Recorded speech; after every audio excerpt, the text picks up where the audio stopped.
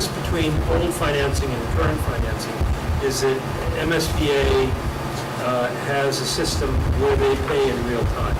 So there are no short-term borrowing anymore. So what happens is that when the monthly contractor's invoice comes in, it gets submitted to the MSBA. First of all, the town takes out a bond. You do have to take out a bond for the full $50 million, let's say. But only responsible for that 22, because as the contractor invoices or any invoices come in, the MSBA will pay within a month the costs of their share of the costs.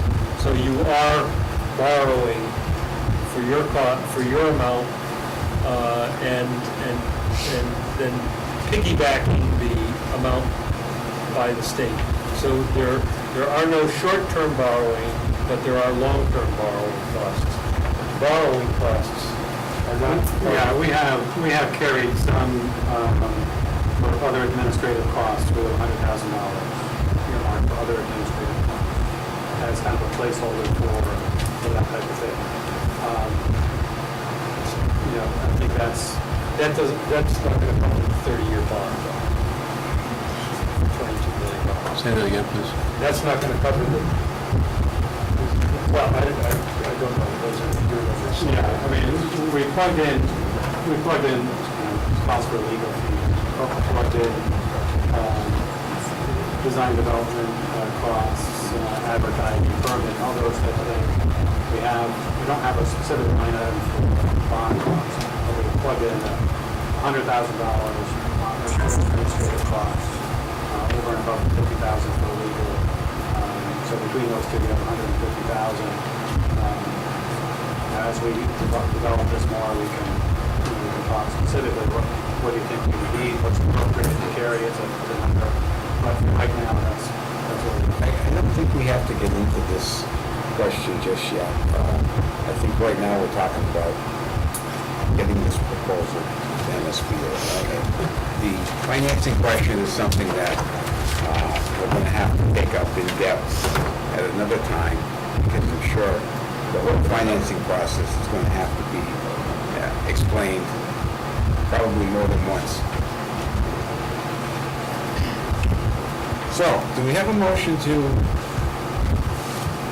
submit option C to MSBA? I make that motion. We have a second. Second. All right. Anybody on the board who have any other questions, concerns? Anybody else? All right, Diane? Yes. No? Yes. Julie? Yes. And I'll vote yes. Vote unanimous with Ken abstaining. And the next order of business. Thank you. Thank you very much. It's really hot out there. That's how my tripod is built. We made it. Yeah. Thank you. Those features, Oh, okay. Are we holding off on the next, are we holding on to the next item? Are we skipping over that? Yeah, we're gonna skip the next one. Yeah, I don't know if you could use that. all right. Excavator, Skip, skip, Passing over. June 8th. I'm going to pass over that, okay. Bellevue Road is Sandra DeRulio. You folks, if you want to come up here? Sure. So that the people on, yeah, so the people that are watching on TV can hear what you have to say. Oh, we're on TV. Oh, yeah, you're going to be started. Wonderful. Okay, and who do you have with you? We have Daviani and Yogi Thakur. This is my husband, Bill. And we have Lori Matson, our wonderful neighbor, who has a beautiful home and has done wonderful things to it. Speaking of bonds, what I would like desperately is a copy of the bonded permit that Mr. Conrad Donnell presented to this town before he could ever legally set foot on Laurelview Road and start construction. That's what we need right now, the bonded permit. Bob, do we have that? I'm sure we do. What year is this from? This is, well, we've been there, 1990, okay. January 90. Take a little thinking. Yeah, a little bit. Yeah, problems arose pretty quickly. And- So they've obviously have plenty of money in the bond to pay So, for. why do we need that? Okay, we have no road that is navigable. We have gross potholes, the sewers are falling in, and we have suddenly become a private road. We were a town road, but when the problems began, they changed our name to private road because the road was so bad. And I'm saying the bond that Mr. Donnell presented with you should have been requested. So we can obviously have a road like the rest of the town. All right. To be a town road, you have to have town meeting acceptance of your road. Do you know if that ever happened? I've heard there were 10 years of meetings where people, residents would constantly said, sorry, we don't have any money, there was $60,000, it's all gone, I guess there was no interest. We asked him for more money, no work was done, we're really tired of the road, so you can have it. John? Maybe I didn't actually explain it Okay. enough, but for instance, we just had our annual town meeting where the voters of the town at a town meeting have to vote to accept the road. And to the best of your knowledge, has that ever happened? We never knew a thing, except we were told by my husband was told by the town manager that we should start with the planning board. We went to that non-meeting last night that was canceled, and then we were told that, no, we need to start with the Board of Selectmen. That's why we're here. Well, fortunately, we have the chairman of the planning board right here at the meeting. So I'm sure, Mr. Machete, would you like to chime in on this? Yes, it's nothing that we're going to want to hear. Number one, I don't know how old that subdivision is, but it was 1990, we moved in 95. There were other homes. I believe we were home number 10, and Conrad was very busy there. So it was built in the 80s or 90s, but back then... 90. All right, well, 90, okay. But back then, the subdivision rules and regs only required $1,000 bond. There's no $50,000 or $60,000 bond or whatever. So we're gonna take, Let me we're finish, gonna, let me finish, please, otherwise I won't Okay. give you any information at all, thank you. The planning board, about 10 years ago, attempted to do just what this woman is saying, as far as saying, let's go up there, when a contractor owns the road, before they release it, they have to, every property owner, until it's released to the town, they basically own to the center of the road. The planning board sent, I think it was Eddie Boucher, I could be wrong, I think a surveyor up there, 10, 12 years ago, it was a while ago, to have everybody sign off on it, and there was 3 or 4 houses up there that refused to sign off to release their rights to the road. didn't ring my bell. I'm not done talking if I can get the interrupted. Please, please, okay. Apparently you're happy right the way you are. I'm not done. So, all right, Laura, you gonna, I did. how long have you been up there? I've been there 15 years. When we bought into that development, there was a sign for Laurel View Drive, and it said private way. It was, at some point, it had been taken down. I had called, I don't remember if it was the select board at that time, the highway department, I don't remember. I want to say it was the select board at that time, and I asked, about either, plowing the road or, doing something with the road, and they said, it's a private, road, and at that point, I didn't know anything about, private roads and town roads and that type of thing. I said, well, what do I need to do to, get this approved? And they said, well, actually, that road's on, a list to be approved. And I thought they were doing it through the selectmen at that time. I thought it was on the agenda for the selectmen to approve. I didn't realize this was a town meeting approval.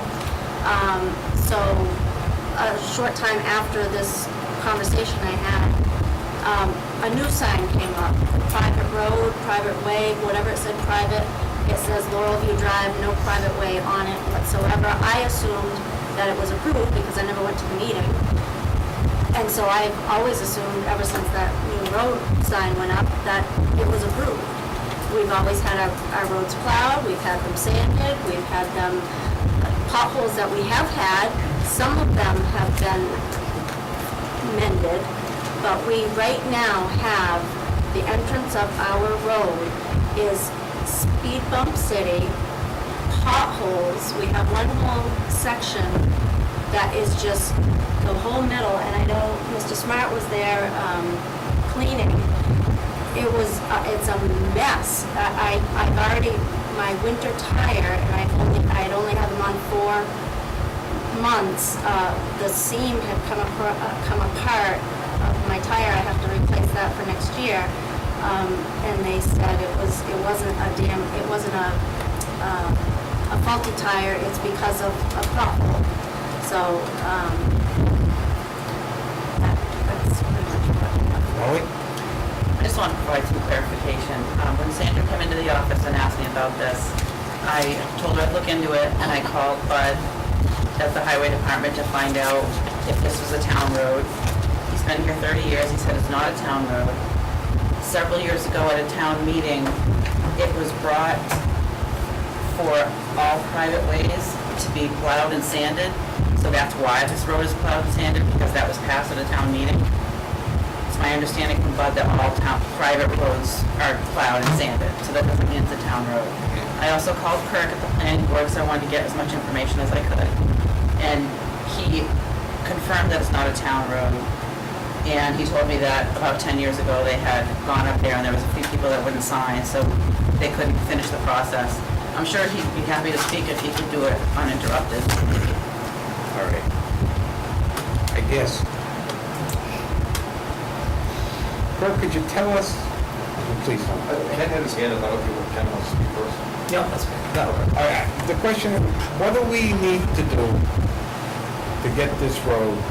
Well, under the normal procedure, if somebody walked in today to do a subdivision, they would come in to the planning board first, start with a preliminary plan, do a definitive plan. Once it's endorsed by the planning board, they would put up a bond. Keep in mind, well, by today's rules, this is from yesterday's rules, that's the problem up there. We would secure the bond, the contractor would build the road, build the houses, what have you. At every step of the way, the planning board always makes sure we have enough funds, so if the contractor walks away, the town can go and finish the road. Then once it's completely done, we always require that the asphalt be down for at least, the top coat be down for at least 12 months, so we can see how the weather's at least through one winter, just to see what kind of product, our finished product is gonna get. Not to mention, we have our own in-house, well, not in-house, we have a peer review. We look at the Baylor Associates out of Leominster to do all our field work, to make sure the construction is done, under proper standards. So once it's completely done, then the town bylaw reads that if somebody wants their road accepted, they can solicit the select board to accept the road as a town fathers, and then protocol is usually the select board sends the report right to the planning board to make sure that it's up to snuff, and we usually help it bring it through town floor for acceptance. The biggest problem, the construction's terrible up there. If it was a walk-away developer, it was Conrad Denell a long time ago. Our rates back then, way before I was on the board, was $1,000 bond.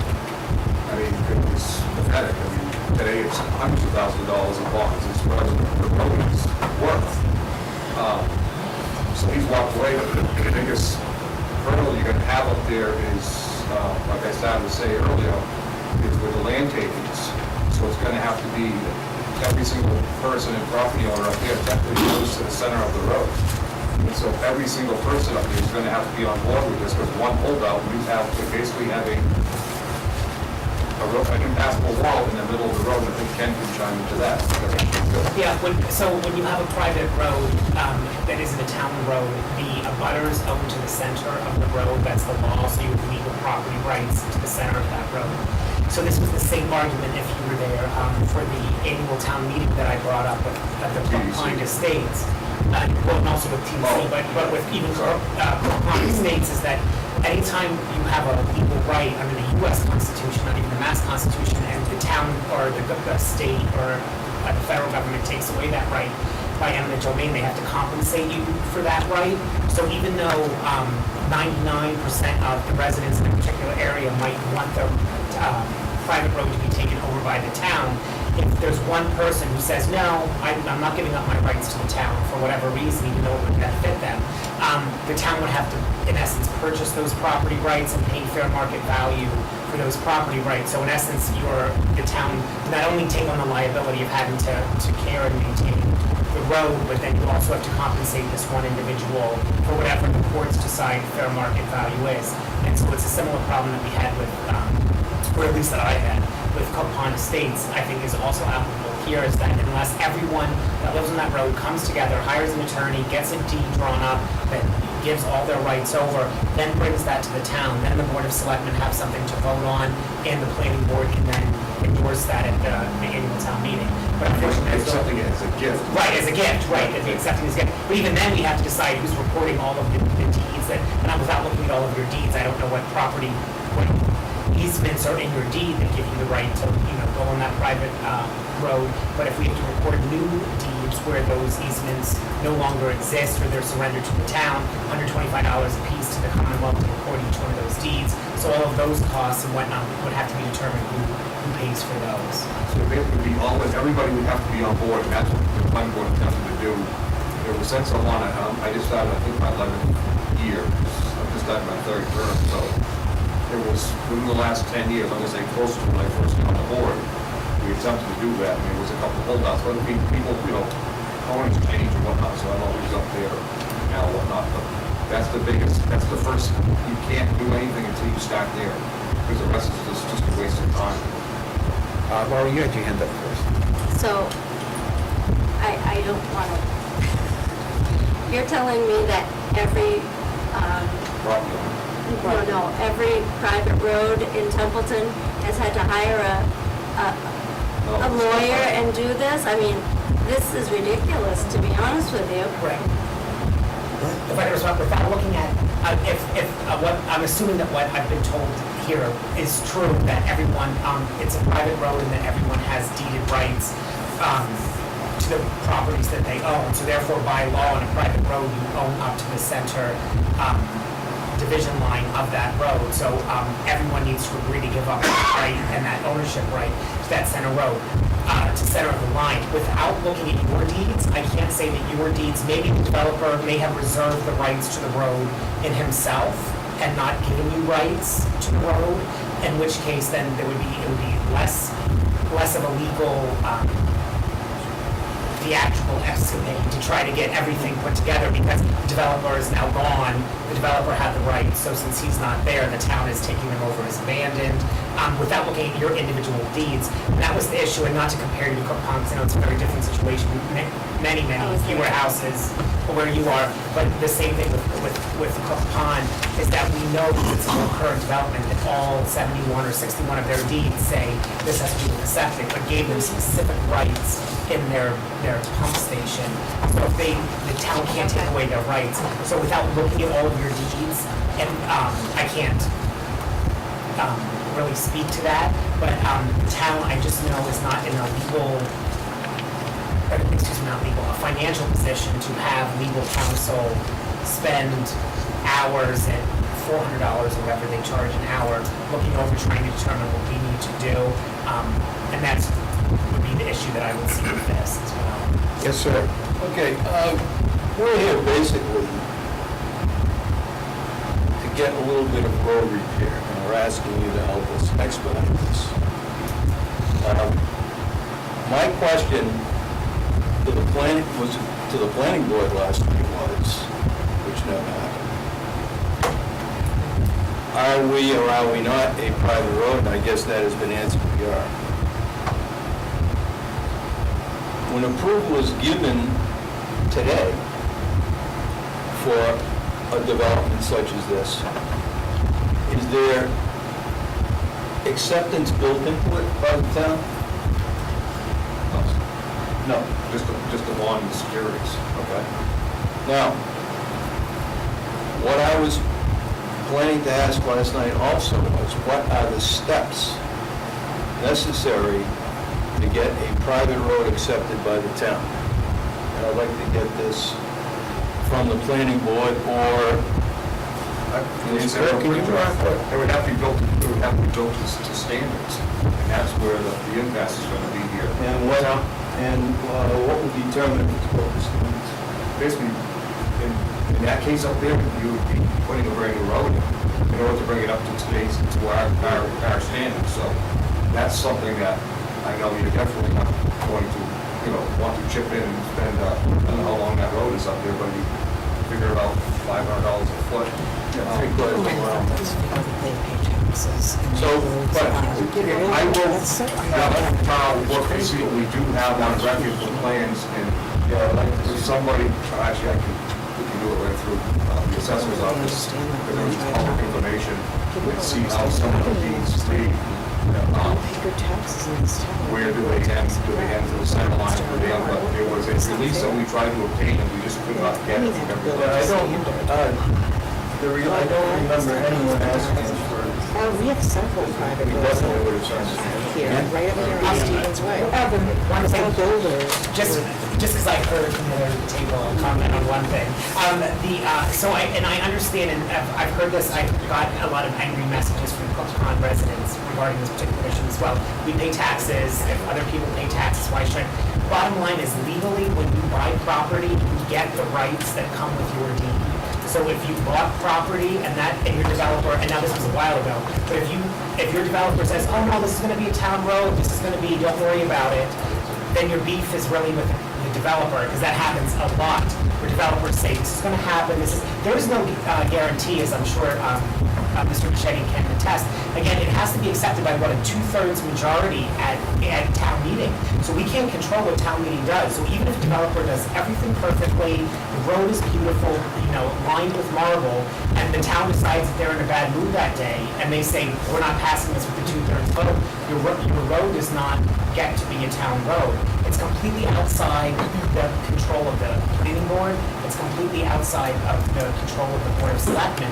Town meeting by a 2/3 vote has to approve that. So if you buy a house that in your deed says that, you have an easement right on a private way, or it's a private way, or, there's not an attorney that looks to see if it's on a public abutting way, that's what you got when you purchased your house, and really your conflict is with the person that sold you your house and not with the town, because all of those things are public knowledge. So the difference between two people who pay taxes, on their properties, one on a private way and one on a public way, is that the person who bought their house on a public way, maybe the cost of their home was a little bit more because it is on a public way and they don't have to be, paying for it. A lot of towns do not, I know New Salem does not, I don't know about Orange, they do not stand and plow private ways. So if you're in a private way, you don't get anything. You don't get plowing, you don't get sanding, you don't get cleanup, you don't get anything.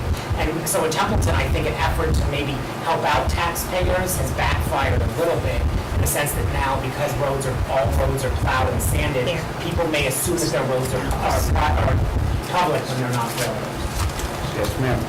I just have a question when you said, if you have the private road, you aren't going to get the sanding and the plowing.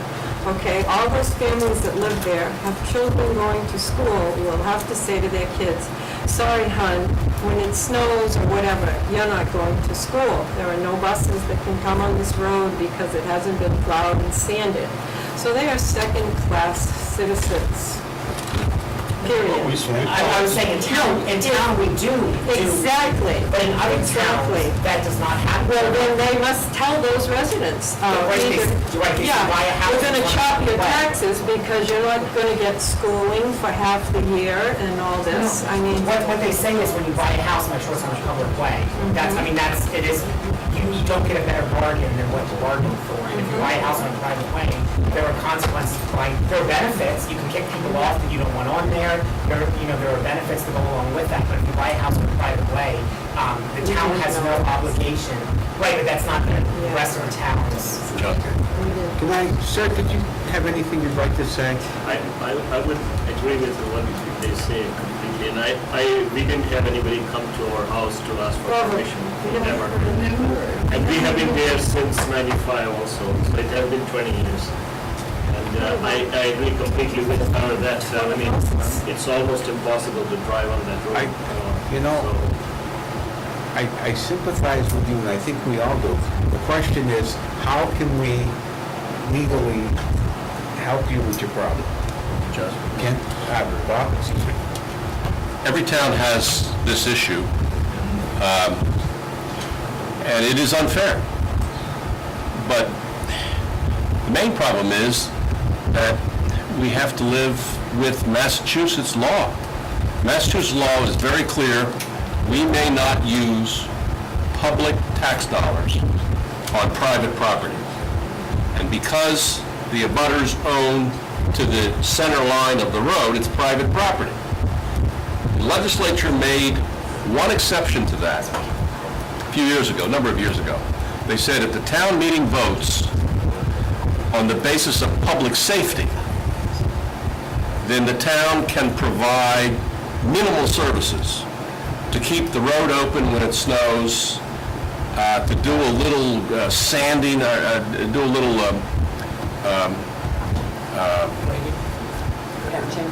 maybe drop some stones and level it out a little bit, but it has to be minimal.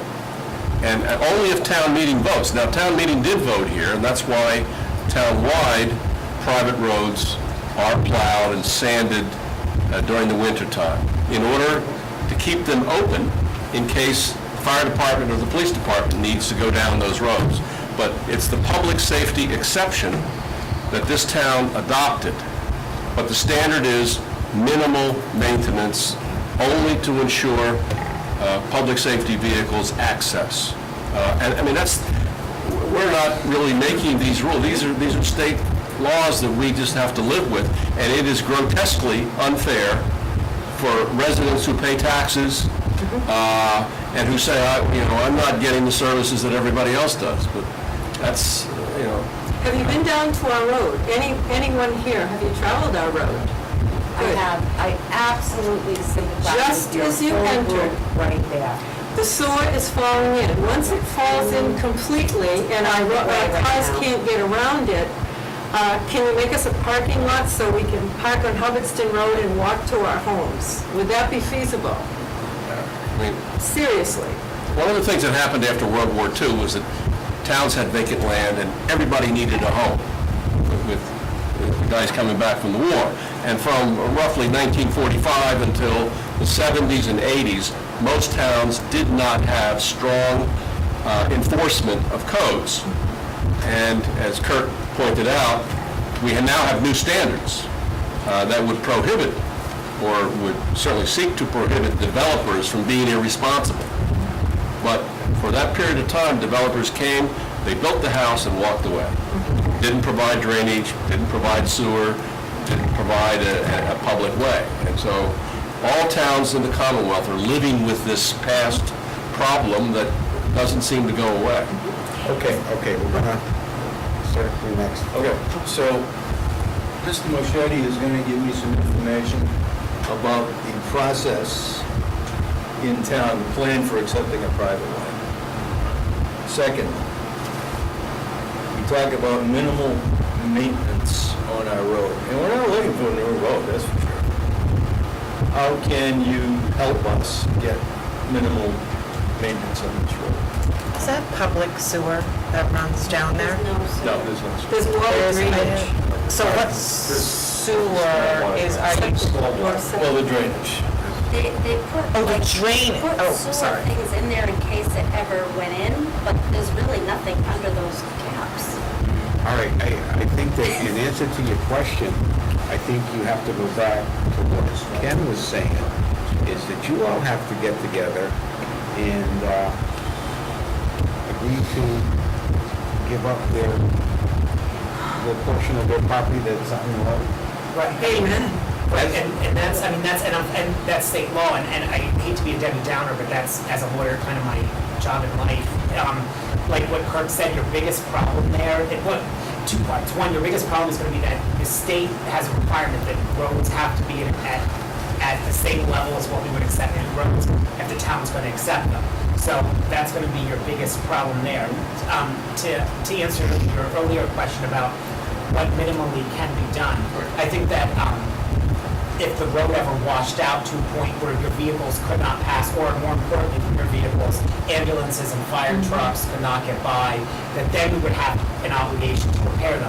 I think at this point, the plowing and the sanding to allow, I mean, obviously fire trucks or ambulances are not going to be going down the road at 40 or 30 or even 20 miles an hour, but they can get access. And again, what's going to happen is that if taxpayer dollars are spent on your private road, there's going to be, well, it's illegal. I mean, it's illegal is the bottom line under state law. But secondly, every other person that lives on a private road is going to say that we, or this town, gave preferential treatment illegally to one private road when there are dozens of others that are dirt roads that aren't even paved, that are not, whatever. And again, I completely sympathize with what you're saying, but we have to, at least I personally feel we have to abide by Massachusetts law. And if the law says we cannot accept a road unless it's up to current standards, then we can't accept a road if it's up to current standards. And again, ultimately, that decision is not the planning board's, it's not ours, it is the town meeting by a 2/3 vote. So our next one will be in the fall likely, a special town meeting will be in the fall. Okay, Lori? I was just curious, I know Sandra had gone to town meeting, I'm sorry, to the Selectmen's office, or one of the offices, and looked for abatement for Yes, the taxes. I believe it was because she was under the impression that our taxes paid for road, Well, you don't have to go to the assessors for that. no. I'm just curious if we aren't paying for a road because we basically own it, then why couldn't we get a tax abatement? We can't answer those questions. Those are strictly with the assessors. Okay. So, can I- and they're responsible of it.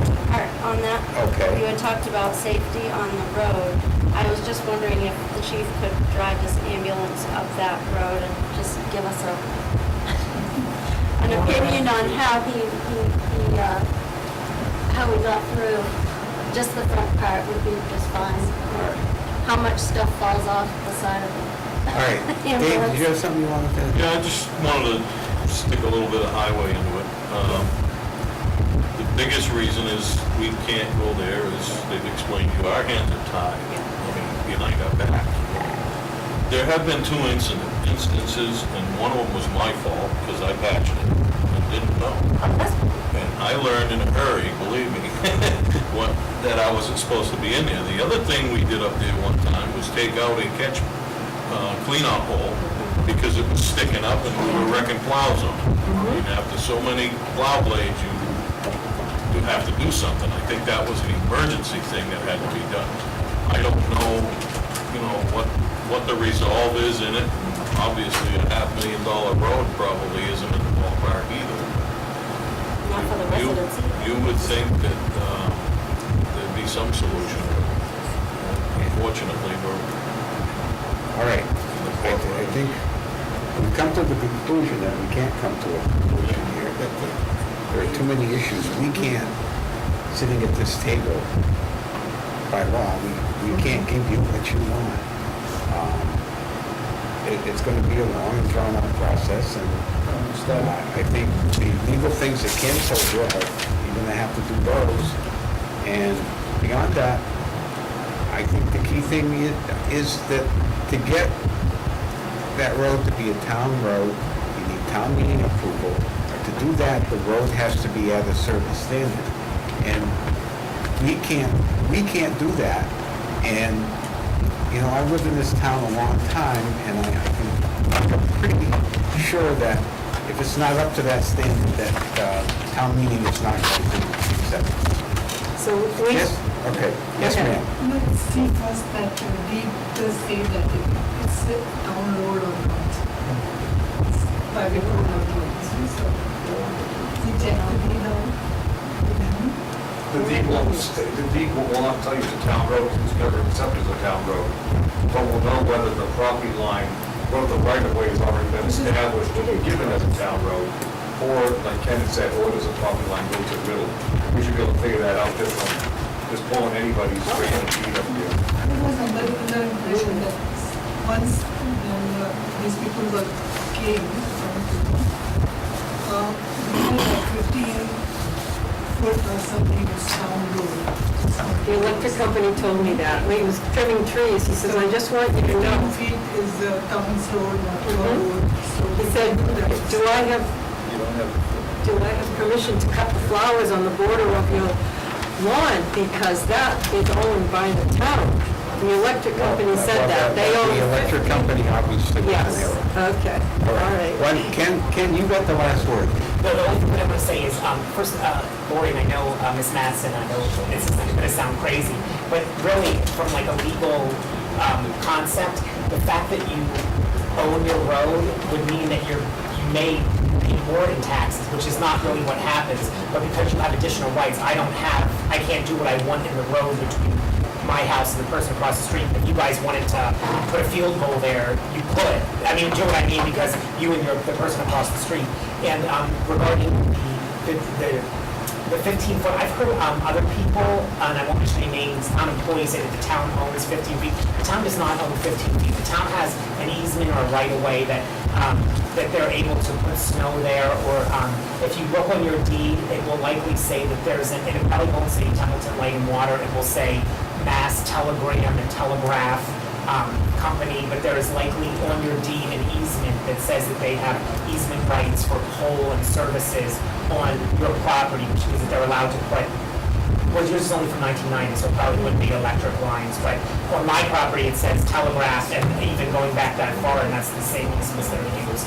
So they don't own it, they just have a right to put certain things there, or, but I completely understand your confusion, because as John said, I have heard other town employees misspeak and say that the town doesn't own, the town just has a right to, an easement, a right to put snow there, or to put a Comcast line there, if it's All right, Kirk, you got the last word. All right, I just to follow what Ken said, when you do, so I don't know we'll have to see what's down there, but when we do subdivisions in town today, we do a 50-foot easement, so it's a minimum 50 feet wide to put the road. The road itself is, for argument's sake, is 25 feet wide, generally goes up the middle of that 50-foot easement.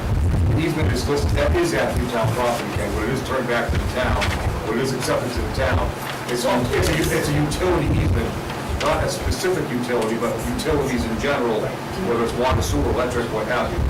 And that's why people always say, well, I thought I owned right to the road. You don't, it's because it's always usually like that 12 or 13 feet from the side of the pavement up onto your lawn. And that's why you'll see like the water shut off there and different things like that. But it is actually town property.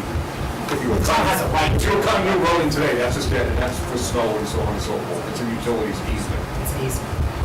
All right, thanks, that's all. Okay, I want to thank you for coming in. I'm sorry that we don't have an easy solution to what is going to be, I guess, a long drawn-out problem. Keep working at it. Can I just ask a couple of questions? Real quick. How many houses are on grade? Units, those, rated? 26, okay, so you all pitched in 1,000. I know it's a lot of money, but you got a big problem. not today. $26,000 would fix your road for you, not get it up to stock standards or anything. That should do enough work for you to keep from wrecking your cars. You know, I don't know what else to suggest. It's a lot of money, I know, but even 500 apiece would be enough to take care of the biggest issues you're looking for. Can I make one comment, and I'm sure that Ken can attest to this too. I'm in real estate, so I see a lot of, and lending, where when you have a private way, you actually have like an association for your road, and they collect fees. I don't know why a lot of people have done away with that. They're just, it's not a problem. Just because a town is plowed or sanded is irrelevant. Do you see that too, Ken? And I've seen just a lot of people, they just don't do it. So it's probably something to think about, and that's what I was gonna say. It is a lot of money, but when you do it like a little bit on an annual basis, to know that you're gonna have to do that, but you actually should have an agreement drawn up. I don't really know what they look like anymore, but again, it's really the only solution I can offer up. As you're in real estate, a quick reference to HGTV. I was told at the assessor's office that our taxes are based on our building, period. How about I live on Beacon Hill in Boston in a mansion, I want to see how the other half lives. I put it on a platform and bring it to the big slum. Will I be paying the same taxes on that mansion if I'm in the slum as I will if I'm up on Beacon Hill?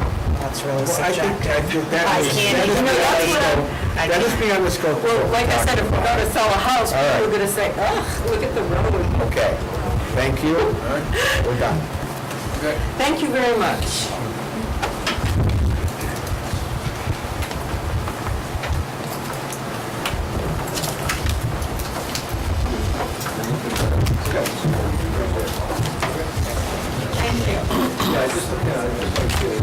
Before we go into selecting comments, Chief, are you just here to watch? All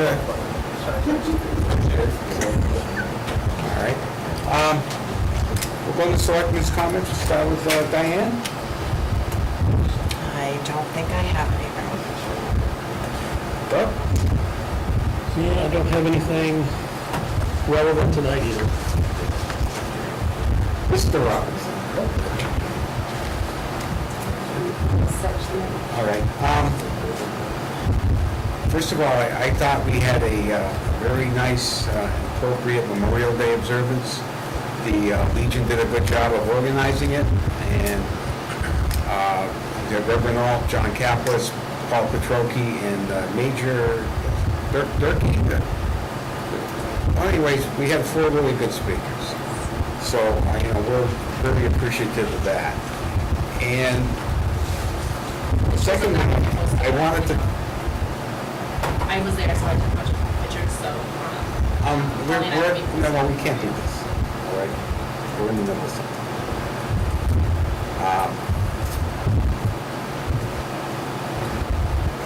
Bob brought up in his report, goals for the departments for the coming year, and I thought that was appropriate and something we need to do. I know we could all come up, we all sat down and made a list of goals for the town, and probably have a book. But there's 3 things that I would like to see as a member of this board over the next year.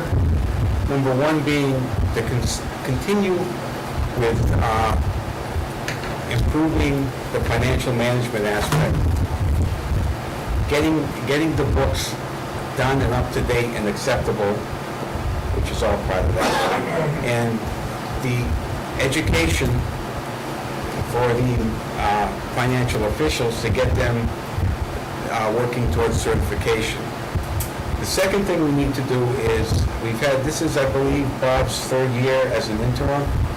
I don't know how much longer, is it your 3rd or your 2nd? About a year and a half. This will be his, It may just seem like figure that. We're going into a 2nd full year. Yes. Correct, so it'll be 2.5 years. Oh, I see you. Yeah. Okay, so I think we over the course of this year have to look at that and determine the future of the position and hopefully get a full-time person on board. And thirdly, we need to look at continuing and expanding our efforts in economic development to hopefully broaden the tax base here. So those would be the 3 things I'd like to see us do. Alicia, what was it you? Oh, no, it's just, to add on to Memorial Day thing, just saying it was very good. I was there and I got a bunch of pictures and stuff, and I took a couple of videos of the speeches. So Holly and I'll be working to get those up, so that way anyone who wasn't able to attend will be able to see. All right. Thank you. They're not professional. All right. I do, on that note, I would like to say that the Parks and Recreation Department, I have to give them kudos as well. They worked diligently with a little bit of assistance, which was muchly appreciated, I'm sure. They're working with a small crew, and everything looked fantastic from Memorial Day weekend. And I know that they were in a pinch when I saw them not even quite a week prior to it. So everyone was up everywhere all week, and it was nice to see. They did a fantastic job. I just want to make sure they they are recognized for that. All right, for Mass General Law, Chapter 38, Section 21.3. We are going to go into executive session to discuss strategy with respect to collective bargaining or litigation if open meeting may have a detrimental effect on the bargaining or litigating position of the public body. And I so declare that is the case. Do we have a motion to go into executive session? So moved. Moved and seconded.